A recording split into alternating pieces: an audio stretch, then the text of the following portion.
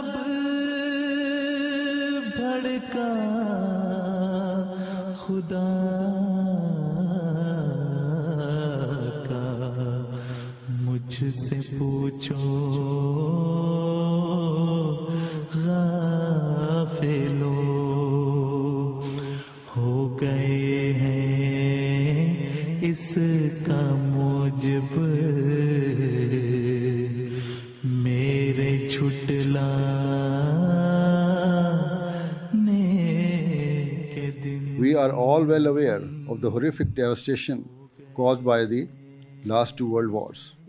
Due to the acts of certain countries, the signs are that another world war is on the horizon. We must all reflect and understand the precipice upon which we stand. No country or group should be under illusion that they are safe, because when wars start, they evolve rapidly and often unexpectedly. If we look back to the Second World War, there were nations who were determined not to take part but were eventually dragged into it, whilst alliances and blocs continued to shift and change. The tragic and devastating truth is that each year, instead of pulling back from war and conflict, the opposite is proving true. Most people do not realize the extent to which the relations between certain nations have deteriorated and how potentially disastrous the consequences could prove to be. For the past 20 years, we've been very fortunate that Hazrat Anwar has been warning governments, warning world leaders, warning the world in general about all of the devastation and catastrophes that are occurring, but more so those catastrophes that are happening as a result of injustice. No country should seek to unjustly appropriate or take over the resources of another country on the false pretext of trying to assist or support them. Hazrat Anwar Ayatollah bin Aziz has repeatedly admonished all nations to be mindful of how their actions may lead to a third world war. These admonitions have not come just recently. He has been making these warnings for well over a decade. And he specifically has mentioned that the way you do this, the recipe for this change to avert a third world war, is to adopt true justice at all levels of society. The issues that Hazrat Akdas has focused on are quite a few, but the fundamental point that he has focused on in many of his speeches and addresses has been the issue of the need for justice. Hazur has called on this as the root cause and therefore the root solution needed for world peace. To prevent such a horrific outcome, we should adopt justice, integrity, and honesty, and join together to suppress and stop those groups who wish to spread hatred and who wish to destroy the peace of the world. There are so many troubling issues. The world no longer knows which to prioritize. Should they focus first on the global warming and climate change? Or should they address the financial crisis? Or should they focus on the latest development in Syria, where Russia and the United States are openly opposing one another? Hazur has reminded leaders, world leaders, governments, that you need to use dialogue, you need to use wisdom, diplomacy to resolve conflict. And I have said for many years that the lack of justice has plagued every segment of society and fueled disorder.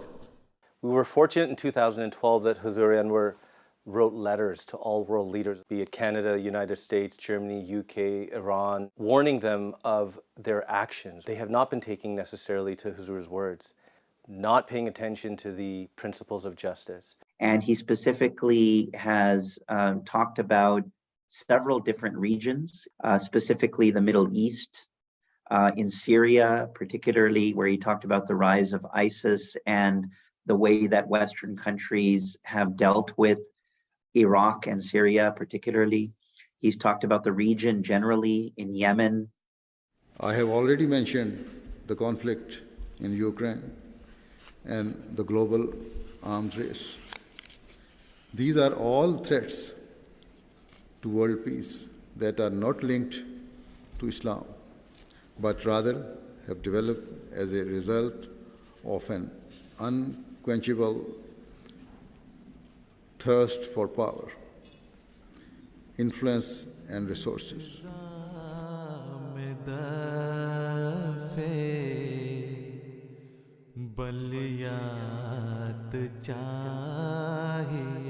Huzur Anwar has pointed out that there is increasing restlessness and anxiety in this world, and that disorder is spreading.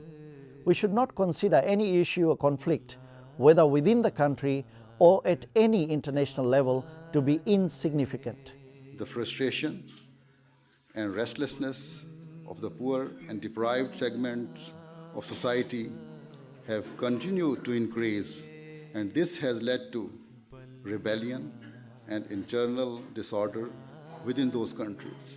Everything Hazur Ayatollah has said regarding averting a third world war and creating the conditions for peace has proven to be true. New York's iconic streets were littered with the debris of rage over the death of George Floyd, but also giving vent to years of festering frustration with police mistreatment of African Americans. Not just proven to be true, but extremely prescient of Hazur to mention these things years before experts understood that this would be true. I fear that there's going to be a big civil war. Civil war? Yes, of course, they will raise against the government.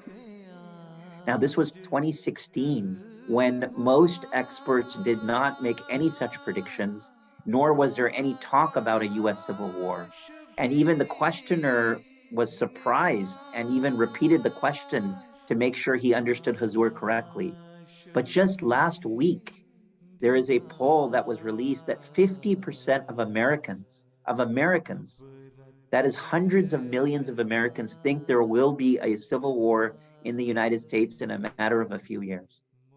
Whether we are dealing with economic issues or immigration or any other crisis, we must show tolerance and strive to break down the barriers that divide us.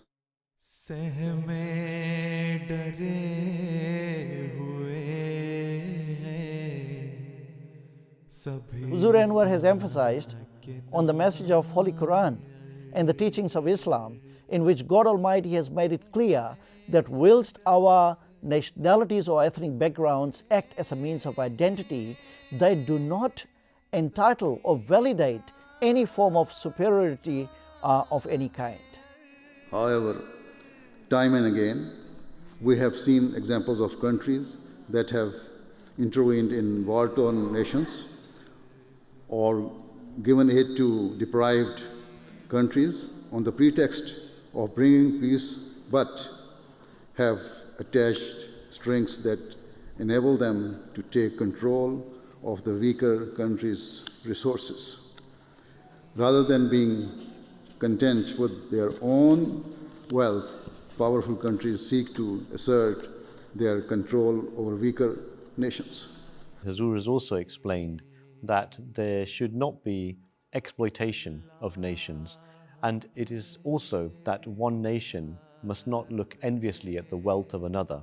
Islam teaches that the wealth and resources of others should not be looked upon enviously. We should not covet that which belongs to others, because this too is a means for peace to be dismantled. If wealthy countries try to extract and utilize the wealth and resources of less developed nations to fulfill their own needs, then naturally restlessness will spread. Hazur has focused on in several addresses drawing a clear link between the economic downfall of the world and the eruption of war. तो मुआशी हालात जब बिगड़ते हैं तो फिर जंगों की सूरत भी पैदा होती है और अगर जंग हो जाती है कोरोना वायरस के बाद तो फिर और भी ख़तरनाक हालात हो जाएंगे। इसलिए हमें दुआ ये करनी चाहिए कि अल्लाह करे कि अल्लाह ताला दुनिया को अकल दे और अमन और सुकून से रहने की कोशिश करें।